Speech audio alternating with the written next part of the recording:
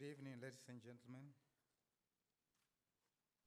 The former President of the Republic of South Africa and his partner, former ministers who are here, the members of the Diplomatic Corps who are present, the Vice Chancellor of the University of Johannesburg, Professor Rensberg, and your colleagues at this university, the leadership of MISTRA, the board. Welcome to this, the 5th annual lecture of MISTRA, which is a very important day in the calendar of MISTRA. We're very glad that you are able to come and share this event with us, in spite of the rain that has been falling. Perhaps it's a blessing. The Twitter hashtag for this event is hashtag 5th annual lecture. Hashtag 5th annual lecture. May I now invite the Vice Chancellor of the University of Johannesburg, Professor Aaron Rensberg, to give some welcoming remarks.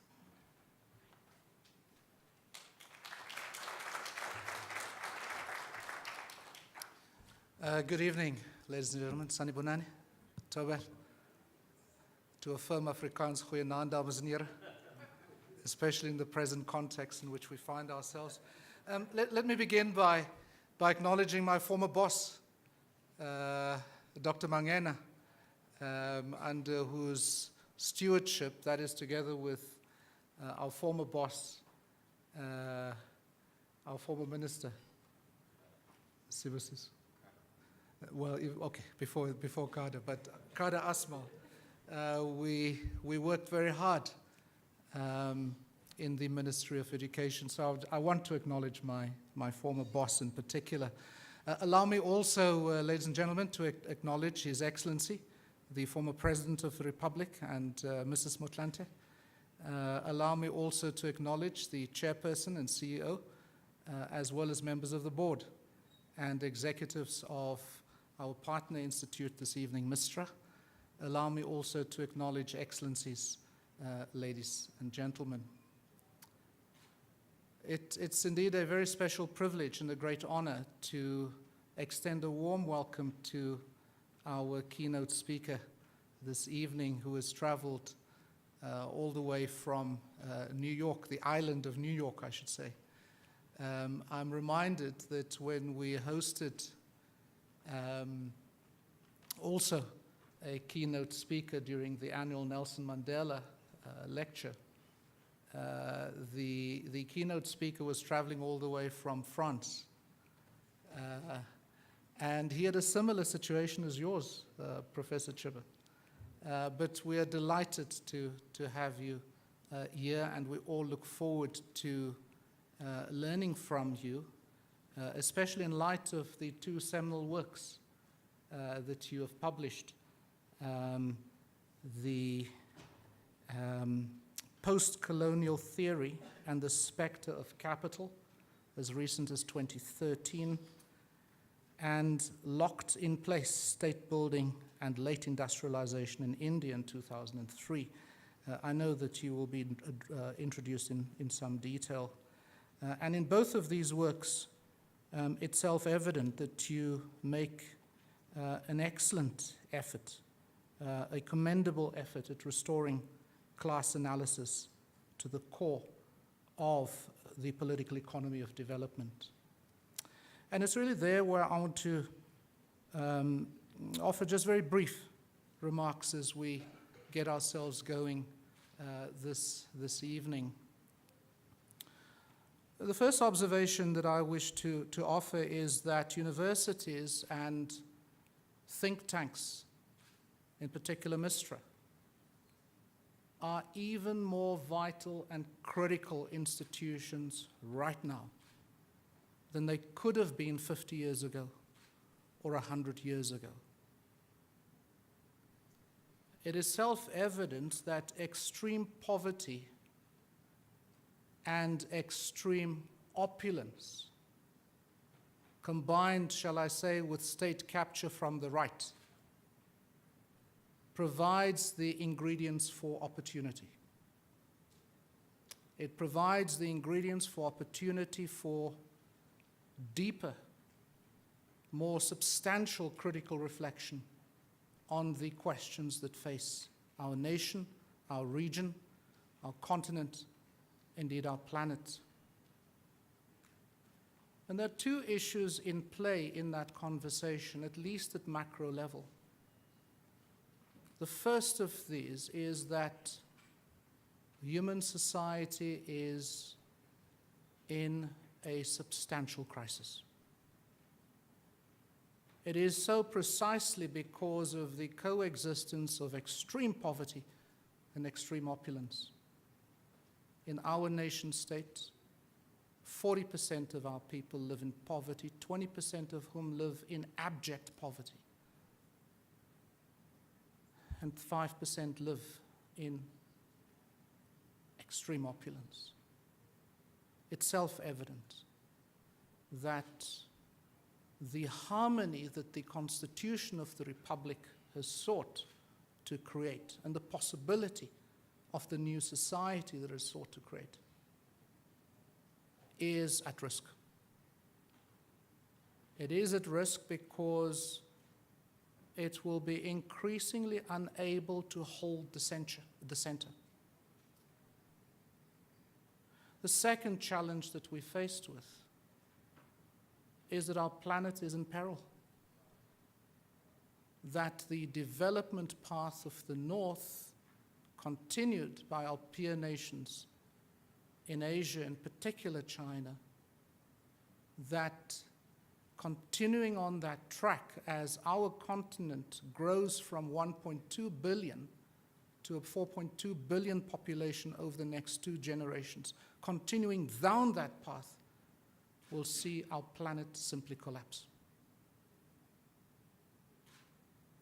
And so these issues, disharmony and crisis in human society and nation states being placed at risk, the idea of the nation state being placed at risk, and the disharmony between nation states, human society, on the one hand, and our planet on the other, that is the stuff for reflection and consideration. And that places our universities and our think tanks outside of our universities at the core, at the center of contributing substantially to conversations of alternative futures. Because it is not inevitable. Indeed, nothing is inevitable. It is not inevitable that this direction continues. And so the challenge remains, obviously, outside of universities and think tanks. The challenge to mobilize civil society, to challenge established civil society organizations, to build community-based organizations, to challenge our dominating parties with the kind of scholarship and thinking that will take our nation, our nations, our world, our planet forward. And so it's on that note that I extend our very warm welcome and sincere appreciation that you have been able to find time to join us for this very important conversation this evening. And having scanned the books, I think we all would benefit extraordinarily from this evening's conversation. So, warm welcome. Thank you very much, Chair.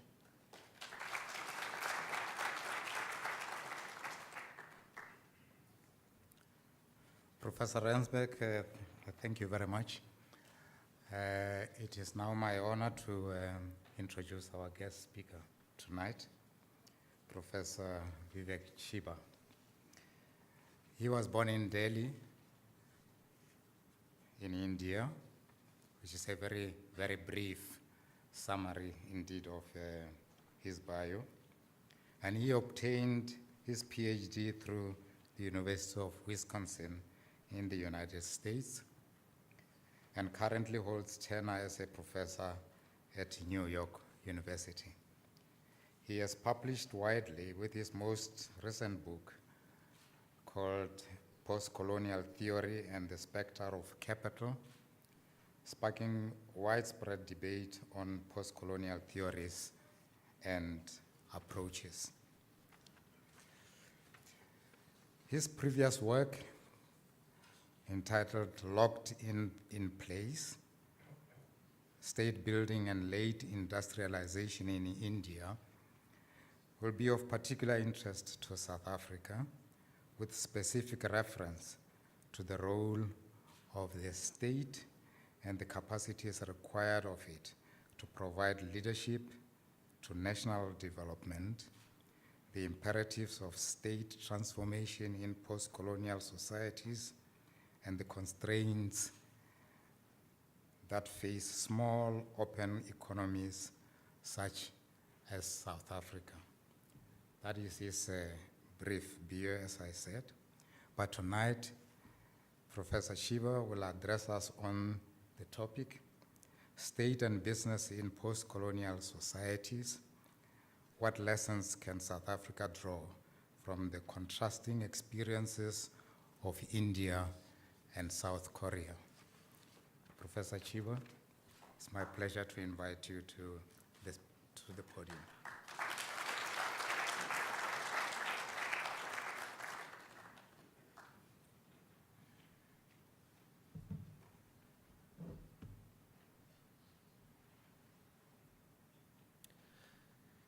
It's a tremendous honor to be here today. A tremendous pleasure to be back in South Africa. This is my third trip, and every time I've been here, I feel I've learned so much. And to see comrades, colleagues, well-wishers, students in the audience, to have MISTRA organize this, to cooperate with the University of Johannesburg, and with all the very honored guests and delegates here, it's really quite humbling and quite an honored experience for me.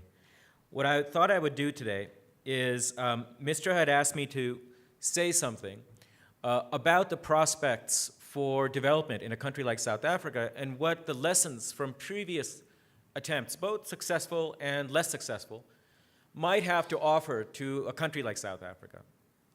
And indeed, I think there is much to be learned from the experiences of other countries coming out of the colonial era. Now, South Africa, of course, is one of the last ones to experience a liberation struggle and a kind of, at least an internal decolonization, if not an external one.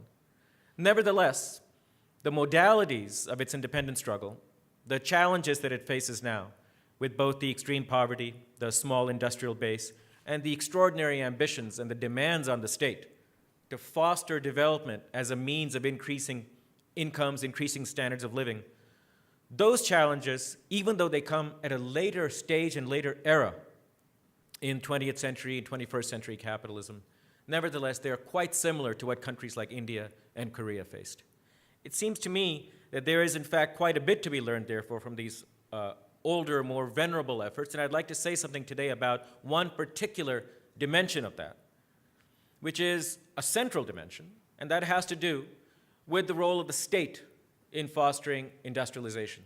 That might seem like a somewhat exotic, perhaps adventurous, ambitious subject in this era of liberalization and neoliberalism.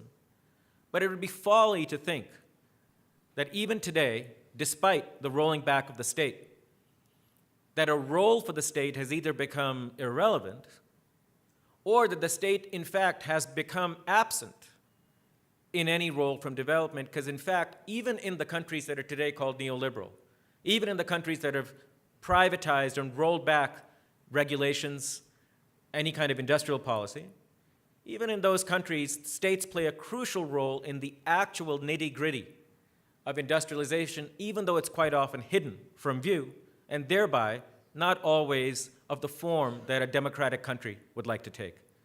I think the way forward is to bring out and conceptualize explicitly how and when states have intervened effectively, so that a debate and a dialogue might start in countries of the South today of, on the one hand, avoiding the errors of the past, but at the same time building on the real strengths and real accomplishments that state guidance of industrialization actually managed to deliver.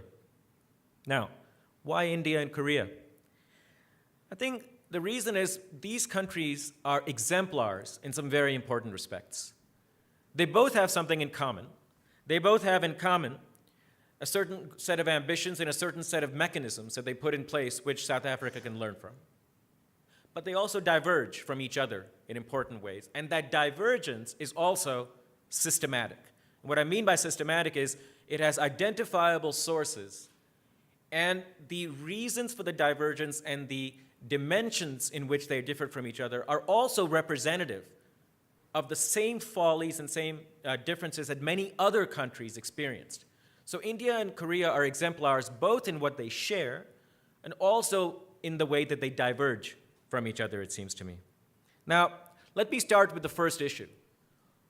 What would India and Korea have in common as post-colonial countries that South Africa might learn from? Well, the central fact is the absolute, the key role that they accorded to the state as the overseer and as the regulator of industrialization.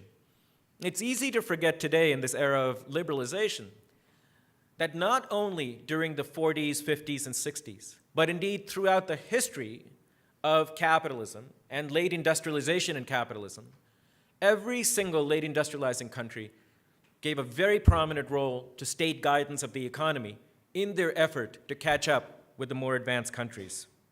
Well, what was common in these efforts and what did it entail? The single biggest challenge that late developers faced, whether it was in the 19th century or the 20th century, when they tried to industrialize, was that either they lacked an industrial base altogether and had to invent, literally, a class of entrepreneurs, a class of capitalists, or the class of capitalists that they had, the local industrial base that they had, was very small and faced very bleak prospects of being able to compete with the more advanced, more productive, more dynamic industries from the advanced world. In order, therefore, to find some way of industrializing under these settings, in all of the late developers, what they found was that local industry could not survive if it was exposed to the rigors of international competition at a very early age. Either foreign capital would come in and squelch the very emergence of local industry, or if local industry were exposed to it, the foreign capital would wipe it out because of its its greater dynamism and greater productivity. In all these countries, therefore, whether it's the United States, whether it's Germany, whether it's France, whether it's Italy, whether it's Japan, or later on the countries that I'm talking about, in all of them, entrepreneurs, industrialists turned to the state for assistance so that they could have the room and the space to grow in order to be able to make their entrance into the global economy. States, therefore, not only kept the background conditions in place for industrialization, they actively helped and abetted the growth of a domestic class of capitalists. This was true in the 19th, and it was also true in the 20th century. But the mechanisms that states used in these two centuries were quite different. In the 19th century, what states basically tried to do was to fuel and in some way encourage local industry through indirect means. And what I mean by indirect means is they tried to create the conditions where local industry could make profits where it otherwise would not without the state. And the main way they did this was through some kind of subsidy. These subsidies could be, and usually were indirect. And indirect subsidies basically means they set up various forms of protection for local industry against foreign competition. That's a kind of subsidy because what that inevitably meant was that these industries could charge higher prices to local consumers than the products coming from foreign industries. So basically this was a transfer of resources from the local population into the pockets and into the firms of capitalists because the local population was having to pay higher prices than it otherwise would have. That's a kind of indirect subsidy. But they also subsidized by providing cheap credit, low interest rates, easy access to finance, All of these were conditions which without the state could not have existed. Okay, so that was the kind of 19th century helping hand of the state. The 20th century, by which I mean after World War I, but really starting in the 1930s and 40s, the 20th century carried over all of these mechanisms of tariff protection, of cheap subsidies, cheap loans, but they added to it a very important dimension, which changed even the goal of state intervention. In the 20th century, not only did states try to help industry indirectly by creating healthy conditions for its growth and efflorescence, the difference in the 20th century was the state also tried to intervene directly and affect the investment decisions of firms themselves. Whereas in the 19th century, they would, as they say, throw money at these firms, but leave the investment decision to the firm to do with it whatever they wanted. In the 20th century, states also tried to influence the flow of investment and the quality of the investment. There are various terms for this. It's sometimes called industrial policy, sometimes it's called industrial planning. But what was common to it was a move away from macro-level state intervention to micro-level state intervention. This was made possible in large measure because of all the increased techniques and knowledge that became available to these to states, partly as a consequence of the Russian Revolution, which pioneered the various instruments of industrial planning, but also in the capitalist world because of the experience of the two world wars. In both World War I and World War II, capitalist economies fundamentally became, in very important ways, planned economies. They were directly guided by the state, and a series of instruments were developed by planners, economic planners in bourgeois countries, which enabled them to both forecast the direction of investment, but also influence it, channel it in a variety of ways. Now, this attempt to intervene directly into the actual investment decisions of firms is something that distinguishes India and Korea from earlier generations of late developers like Germany, Italy, or the United States. India and Korea they're the exemplars of what is called late development, to distinguish it from the 19th and 20th century late developers. But there was a problem over here. If you're going to move from simply creating the background conditions for accumulation to actually trying to affect accumulation itself, it's going to require a particular conceptualization of what subsidies are, because the nature of subsidies changes. And that, in turn, changes the kinds of demands that are placed on the state. Let me address both of these one at a time. Subsidies can be taken in two ways. One is you take money, you give it to an entrepreneur, to a capitalist, and you tell him, this is to help you grow your business. And then you step back. What that person does with the money, you don't know. He could invest it, he could keep it in his pocket, he could put it in a bank, he could take it out of the country and maybe invest it somewhere else or put it in a stock market or something outside the country. All of these kinds of subsidies are based on a kind of trust. In effect, it's a gift. It's a gift to the capitalist from the public, from the community. It says, we will trust you to do what you want with this money. That's what the 19th century was. For that, the state has to have certain capacities to do it effectively. Not every state can do it. In particular, what the state needs to have is enough taxing and extractive capacity to have the finances to run all the programs it wants for ordinary fiscal policy, and on top of that, have money left over to hand over to capitalists. So it has to develop some kind of tax base, some kind of revenue base, and that's something that cannot be taken for granted. Now, many states in the 19th century did not have that. States in the 20th century do not have that. The successful late developers were the ones who could generate such capacity on the part of their governments. But once you go to actual industrial planning, the nature of subsidies changes. They go from being gifts to becoming something quite different, which is something akin to contracts. And let me explain why. When I, as a state, give a capitalist, an entrepreneur, money, and I'm not saying to him, make of this what you will. I'm saying to him, I now expect you to invest this in the steel sector, or in automobiles, or in chemicals. I am trying to now affect the actual flow of investment. But if I am to know that my money, as a planner, is in fact going into the sector that I have prioritized, I cannot simply leave it to trust. Because the industrialist might have designs and priorities of his own which do not accord with the priorities of the planner. And indeed, this is why countries felt they needed planning, because what they found was that the income structure and the economic structure of late developing countries was such that capitalists could easily make gigantic profits for themselves, but by investing in lines, in products, and industries that had very few beneficial effects for overall growth and development. They could create little enclaves for themselves. They could invest and produce luxury products. They could invest and produce very niche markets, which had very high markups, but no real connection to the rest of the economy.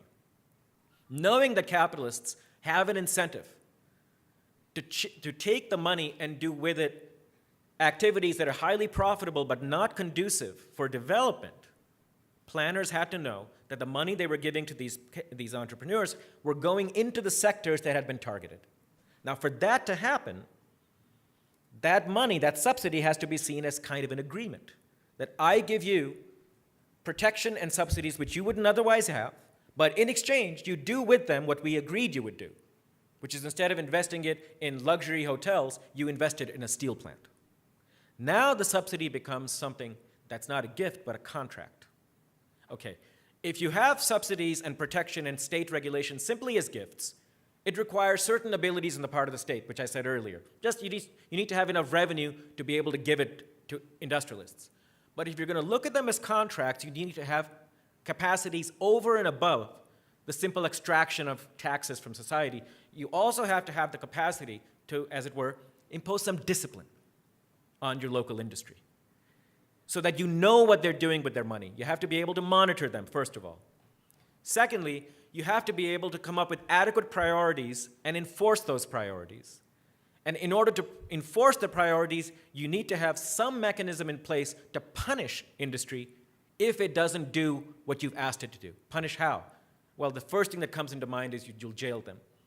No state did that. There are other grounds you might want to jail your industrialists.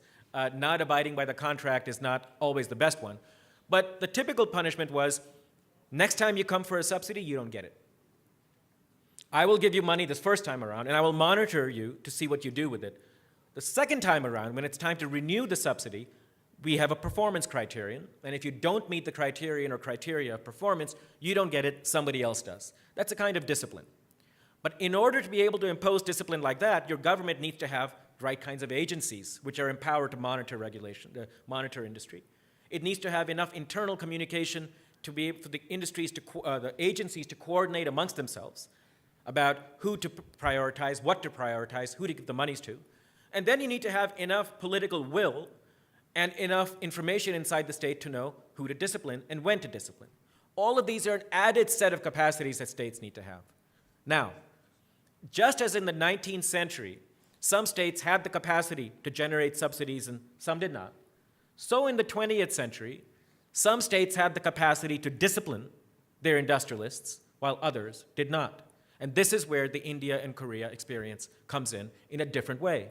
Whereas both India and Korea had the ambition to foster industry through state subsidization and did have the taxing capacity, just as South Africa does, to generate the revenues to help local industry, they diverged in one important respect. Korea did have the capacity to also impose discipline on its firms. And one result of that was the most rapid industrialization the world had ever seen over the course of a 30-year period. Because firms now not only got lots of money to invest in lines, they were also forced to make sure that they were the lines most conducive to economic development, and also that the monies were being routinely put into the best practice techniques and the most dynamic forms of equipment and machinery. In India, however, that attempt at discipline failed. What happened, therefore, was that whereas in Korea, subsidies were not just gifts but contracts, in India, subsidies remained gifts.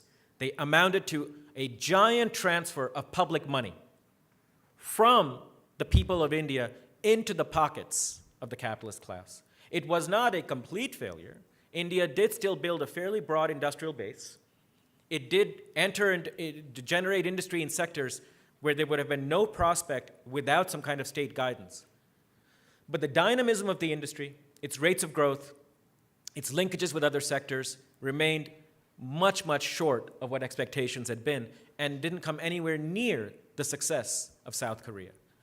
So this is the divergence. And the question for us is, why? Why was it that the Indian state was not able to have the capacity to impose discipline on its capitalist class, whereas the Korean state was? This is where politics comes in. It had been assumed in mid-century that whatever capacities the state needed in order to be able to carry out its tasks were capacities that it would be able to generate for itself. And the reason is the two most powerful agencies, constituencies in any capitalist economy, which is the domestic bourgeoisie and the state, had reasons to consider this a common project, a project that both sides wanted. The state wanted to foster rapid industrialization, and rapid industrialization could only, of course, mean the rapid growth of a class of domestic capitalists. And, of course, the capitalists themselves would look favorably on any state policy designed for its own expansion. So it was assumed that whatever capacities the state needs, if it needs to be able to monitor, if it needs to be able to discipline, industrialists would say, absolutely. Go ahead and get these capacities, develop these abilities, develop the agencies that will be able to carry it out, and then we will both march forward together into the new industrial future. But what happened was that the inability of the Indian state to develop the capacities to discipline its class of industrialists was no accident. And ironically, the attempt to generate those capacities were scuttled, were undermined, and were attacked by the industrialists themselves. This is an extraordinary, in some ways, puzzle. Why would the natural beneficiary of a goal of rapid industrialization and the expansion of the industrial base, why would the beneficiary of those policies, which is domestic capital, why would it turn around and attack the ability of the state to carry out this mission? In Korea, we saw the opposite happening. In Korea, a partnership did develop between the state and capital around the same goals. So now, how could we explain this? Well, for the longest time, the explanation was that Korea is a dictatorship and India is a democracy. And in dictatorships, it's easier to carry these things out. I will come back to this in a few minutes, and I would urge that this is a quite profound misconceptualization and misunderstanding of the roots of Korean success. The real roots of the success have to do with the interests and the power of the domestic capitalist class when it comes to this project of industrialization. Let me now explain. I said earlier that the goal of late development was the acceleration of a local industrial base and the creation and the accelerated growth of the class of domestic capitalists. In other words, making them more profits. But there was a problem in the particular mechanism through which this was to be carried out, which was industrial planning and industrial policy, which, as I said, involved the imposition of discipline on top of the capitalists. Remember what discipline means. It means getting capitalists to abide by not their own priorities of investment, but the state's priorities. Herein lies the problem. Industrialists in a country like India wanted to make profits, but the conditions in which profits were promised to them in the planning regime made it rational for them. In other words, it created incentive for them to accept one component of the subsidization process, which is all the gifts that they were getting, while rejecting the idea of discipline. What capitalists wanted in India, like any capitalist wants, is lots of free money. I have a certain rate of return, I have some internal funds as an industrialist, I will use those funds. If I can double those funds by getting access to the state, beautiful. No capitalist has ever, in my knowledge, if he or she has been in their right mind, rejected or turned down the prospect of getting a gift from the state. So they were very happy with getting the gifts. However, in return, they were asked to deprioritize their own goals and to prioritize what the state was demanding. Now, the state wasn't demanding that they make zero profits. No capitalist would ever agree to that. The state was promising them some degree of profits. But it was also asking for them to what? Target sectors which in the business's own mind may not be the ideal sectors for them. To now put up with an overweening, intrusive bureaucracy which the state thought would have, that they had better understanding of what their businesses involved than the bureaucracy might. But most importantly, what they were being asked to consider was a choice between a planning and regulatory regime in which they would get all the gifts but without the subsidies, without the discipline, versus a regime in which they would get all the gifts and subsidies but accompanied with discipline. And naturally what they chose was, I'll just take the gifts, but I won't accept the discipline. This is an important point. All throughout the 20th century, in every post-colonial country, it was understood that whatever else happens, we have to help develop the local industrial class, which means we have to protect them from international competition. We have to give them subsidies. One unshakable pillar of post-colonial development strategy was the subsidization of domestic industry. This was through programs called import substituting industrialization, or also known as ISI. The key to ISI, and every single country that tried to industrialize used ISI, other than England, in fact, even England in the 18th century used ISI. Every single capitalist country that has developed in the context of international competition from other countries has always relied on some kind of domestic protection. That means every single country has guaranteed its capitalists, you will get subsidies from us, no matter what. Now, once you've guaranteed them subsidies, what you're doing is guaranteeing them free profits. In those conditions, when you demand of them that in exchange for that, they accept the state's power over them, if they have reason to believe that they can reject the power of discipline while keeping all the gifts, the rational strategy on their part is to keep the gifts and reject the discipline. This is what Indian capitalists did. The fact that import substitution offered them basically guaranteed profits made it reasonable for them, as capitalists, to reject all the conditions that were being attached to those gifts. Okay, if it was rational for them, okay, so what did they do? In the 5 to 10 years after independence, when India announced a very ambitious regime of industrial planning, the capitalist class, which was quite big, bigger than the South African capitalist class in 1994, when South Africa got its liberation. The Indian capitalist class said, we love the idea of planning, but here's what we mean by planning. What we mean by planning is you protect us from international competition, basically 19th century planning.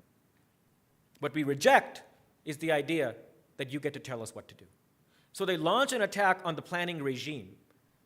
And this is no ordinary group of people. This is not a group of peasants or a group of indigenous or a group of even shopkeepers. It is the most powerful economic agent in any capitalist society because they control the rhythm, the purse strings, the heart of growth in that economy, which is investment. What they did was a two-step measure. They went on an investment strike for 5 years. They sent the post-colonial economy into a tailspin. And they basically said to Nehru and the Indian National Congress, you back off from your planning measures, we will recommence with our investment. And there's this fantastic speech that Nehru gave in which he said, our industrialists seem to be like a group of children. They seem to go into a panic every time we talk about planning. Don't they understand this planning is for them? But in the end, he relented, and he pushed back all the designs to restructure the state, to endow it with the capacities to be able to demand discipline from capitalists. And what the Indian state ended up being was a state very good at pouring public money into private pockets, but very bad at having those people to whom the money had been given owe anything in return. Then, why then did this not happen in Korea? Korean capitalists were also rational. Korean capitalists were also promised subsidies and free profits. Why then did they partner up with their state? The reason is the Korean state, in addition to providing protection to its capitalists, also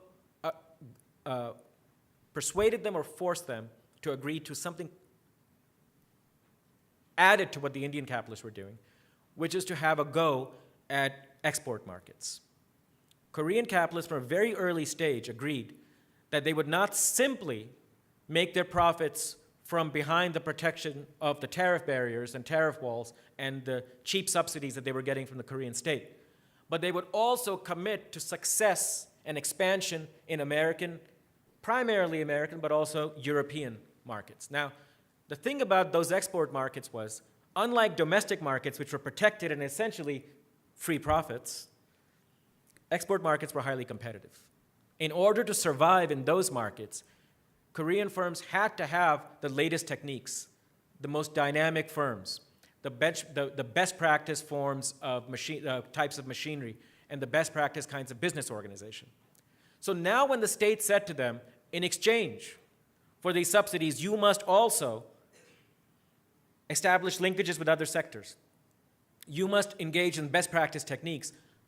These Korean firms had it in their interest to actually be as dynamic, as competitive as the state was asking them to be. Whereas in India, there was no reason to be competitive because you were behind, essentially protected and free profits. The reliance on competition in export markets changed the incentive structure for Korean capitalists so that they had it in their interest not only to accept the gifts, but also to upgrade in much the same way that the state was asking them to upgrade when it's asked them for discipline. So you got two very different outcomes. In Korea, when the state tried to build its capacities, to create the agencies which would monitor the firms, which would then discipline them if they didn't listen, Korean capitalists said, it's fine with us, because having a state that can do this would actually enable us to better compete in those markets which are cutthroat and brutal. In the Indian case, there was no such threat, and anything that the state tried to do to impose its will on industrialists was seen as an imposition, an unnecessary imposition which they pushed back against. The result, therefore, was a divergence in outcomes. In Korea, the planning regime results in a very dynamic, incredibly fast-growing industrial sector, rising incomes, rising per capita income, rising standards of living, because the state is able to control its domestic bourgeoisie. In India, it's the bourgeoisie that sets the agenda for the state, and the result you get is a very, very rich capitalist class, but subpar developmental outcomes because of an enfeebled state that cannot carry out its own mission. Okay, so this is the divergence between India and Korea. The question for us now is, what lessons does this hold for South Africa? Well, the obvious lesson is the following.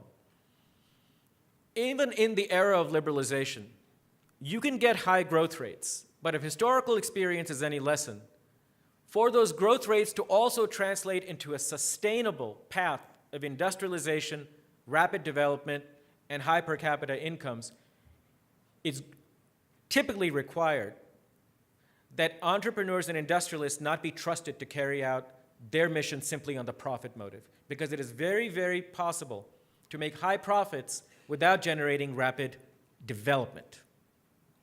For the profits to translate into development has required in the past some degree of state intervention to create links between different lines of industry, to encourage them to invest in ways that are growth and development enhancing, not just profit enhancing, and to generate the kind of infrastructure which industry is hesitant to build on its own because it doesn't generate the profits that more consumer-oriented and more light industries will generate. So the first lesson is liberalization, pure and simple, is a poison chalice. And where it's worked in the past has been under very, very specific and very, very unusual conditions, if it's worked at all. So if some degree of state intervention is required, is it possible to go back to an era of developmentalism that we saw in the 60s and 70s?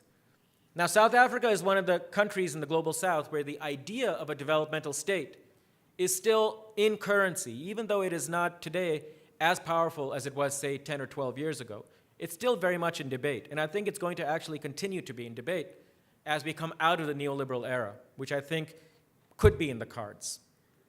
If South Africa, therefore, is to embark on some kind of government, state intervention in the economy, even if it isn't the full-fledged developmentalism that we saw in the 60s? Is it possible? Well, in my view, the kind of developmentalism we saw in the 50s and 60s, the kind of developmentalism is probably not on the cards today. A couple of reasons for this. As I just explained with the India-Korea case, the essential determinant of Korea's success was that it had a domestic class of industrialists who were willing to abide by a planning regime, some kind of disciplinary planning regime. What distinguished India and other countries like India, Turkey, Brazil, Mexico, which tried the same thing and like India failed, was that their domestic industrialists rebelled against the idea. That suggests that the essential precondition for South Africa to be able to embark on some kind of, if not state-led, at least state-regulated path of industrialization, the essential precondition will be, at very least, neutralizing the opposition from domestic industry, if not bringing them on board altogether. Now, is that on the cards in South Africa? I think the chances for that are limited. They're limited because in today's world, I think, in a semi-industrialized countries like South Africa, even though you don't have the kind of ramified and large class of industrialists that you do in, say, Europe, or that you did, say, even in India in 1947, even though you don't, you do have enough of a quite powerful and internationally oriented capitalist class that will see the regulatory hand of the state and the possibility of discipline as simply an encumbrance. And the reason is they're doing quite well for themselves in the neoliberal era. And because they're very large firms, because they have enormous economic clout, they also have, therefore, political clout, which means that on their own, they may not be too willing to do it. This has been true across the world. I don't think it's an accident that in the more developed parts of the global south, a return to a state-led industrialization path has been off the political agenda for 20, 25 years now. The reason for that isn't that they don't need, or there is no justification from the standpoint of the public for state regulation. It is as great as ever. The reason is that the power centers in these countries, which is the largest segments of capital, no longer think they need it. Whereas 30, 40, 60 years ago, enough of them still thought they needed some degree of state regulation, some degree of insulation from the global economy. They're much less willing today to accept discipline than they were before.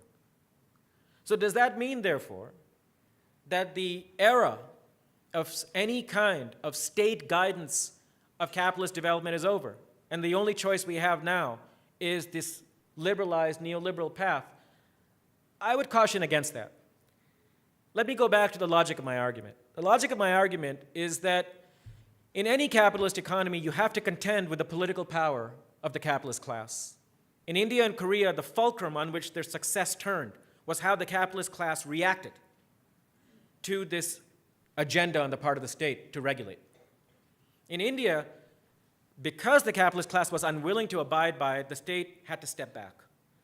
It had to step back because it was unable to overcome the resistance on the part of this class. This suggests that the key is one of two things: either bringing the class to your side as the state, or if you cannot bring it to your side, to overcome its resistance. Well, in any capitalist economy, there is a means of overcoming capitalist resistance, and that was done in another set of countries, which also relied on some degree of state intervention, which are not looked at as much in the development literature because they're considered to be advanced countries. But I suggest you ought to look at them because when they embarked on their path of industrialization, they were also semi-industrial countries. And that has to do, the example here is countries like Japan, countries like France, countries like some of the Nordic countries, which embarked not on an authoritarian developmental path like Korea, but on a more social democratic, labor-led path of development. And what was common to all of these countries was that A, their domestic capitalist class, much like the Indian, was not very happy with the idea of a heavy hand on the part of the state. But unlike India, which, somewhat like South Africa, and I hope nobody kills me for saying this, demobilized its labor movement, unlike these countries, the European countries, the states in these countries rested on a mobilized labor movement, which, because it posed a threat to everyday making of profits on the part of business, was able to put demands on the table for greater regulation, for greater planning, for more discipline on the part of capitalists, which they had to agree to because of the power that labor was able to bring to the table, and the state was able to rely on that mobilized power. This brings me now to the final point. What I'm saying here is the very opposite of what the development literature tends to say, which is that the Korean success story can be attributed to the fact that it was a dictatorship. Now, there's an intuitive plausibility to this argument. The intuition is discipline sounds like punishment. Punishment is an authoritative act. Because it's authoritative, if people have fewer freedoms, you can punish them more easily, and therefore, having an authoritarian state means you can have a Korean-style developmentalism, which is a problem for countries like South Africa because they're democracies. So how then, if you're a democracy, can you have any kind of developmentalism? This argument rests on a fundamental error, and that error is that curbing the power of capital requires, or let me put it differently, having an authoritarian state curbs the power of capital. Think about that for a second. For that to be true, it would have to be the case that capital's power flows through the channels of democracy. That for industrialists to have their political clout with the government, they must use the institutions of parliament, or elections, or freedom of speech, or freedom of assembly. None of that's true. The power of capital flows directly from its control, its unilateral control over the investment decision. It flows directly from the fact that it holds the purse strings, not only to economic growth, but also to politics, funding elections, funding politicians, bribing them if need be. The power of capital owes nothing to democracy, and this is why for 300 years, capitalists everywhere and always fought against the expansion of democratic rights. What authoritarianism curbs is not the power of capital, but the power of labor. It's labor that relies on democratic institutions, not capital. An authoritarian country, therefore, is a country in which it is not the power of industrialists that has been curbed. In fact, the power of industrialists will be advanced and enhanced because the key channels that they use to influence governmental decisions are all still in place. And because the power of labor is decreased, the relative power of industrialists is enhanced even more, disproportionately. In Korea, therefore, what we can say is the Korean state succeeded in disciplining its industrialists not because it was authoritarian, but in spite of it. Now, you might say, this sounds like a cock and bull story. Look at the record of developmentalism in the post-war era. There are 4 cases of unimpeachable success when it comes to industrial planning that everybody agrees were successful. 2 of them were authoritarian, Taiwan and Korea, but 2 were democracies, France and Japan.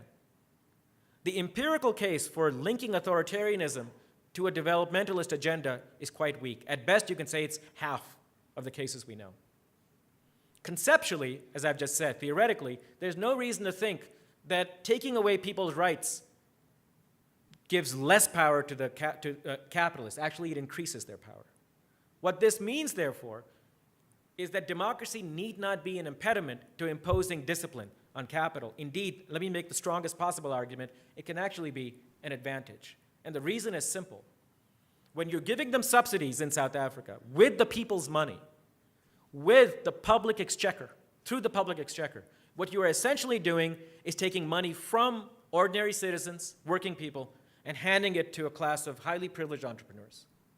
Now, if you in public come out and say, this is our money, your money, that we're giving to them, and we are going to hold them publicly accountable, and if they do not abide by this, we have the mandate from the people to discipline them, to punish them in some way, that is actually an enormous lever to use against the depredations and the private and highly narrow priorities that industrialists might have.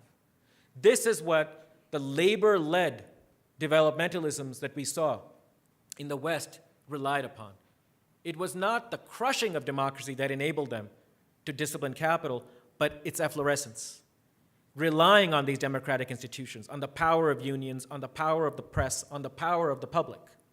So it seems to me, if the key to installing some degree of a regulated, state-led developmental path is overcoming the resistance of business, the best way around it, the best way to do so is through relying on the natural base of parties like the ANC, which is the labor movement that led them to power.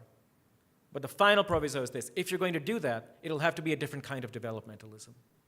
It'll have to be a developmentalism which does not see the interests of local industry as the priority, but as a necessary constraint, as something that has to be used as an instrument, so the priority can be the interests and the needs of your actual base, which is the labor movement and the power of working people that you're relying upon. That will be a developmentalism insofar as it is enhancing and accelerating the rate of industrial growth. But it'll be an industrialization in which labor enters as an actual participant, somebody that has real political power and a political voice, which will be different both from the authoritarian developmentalism we saw in Korea and the highly compromised, fractured democratic developmentalism we saw in India. For 25 years, from the 80s into the 90s, many of us in the West and in the global South looked to South Africa as a potential beacon, as the potential for a new example, a shining light of what a post-colonial developmental path could be. My hope is, and I think the instruments, the power is still there in this country, my hope is that if it embraces this kind of labor-led developmentalism, that hope could turn out to be true once again. Thank you.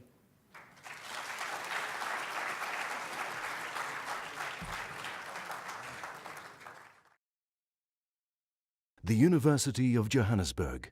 Rethink, reinvent.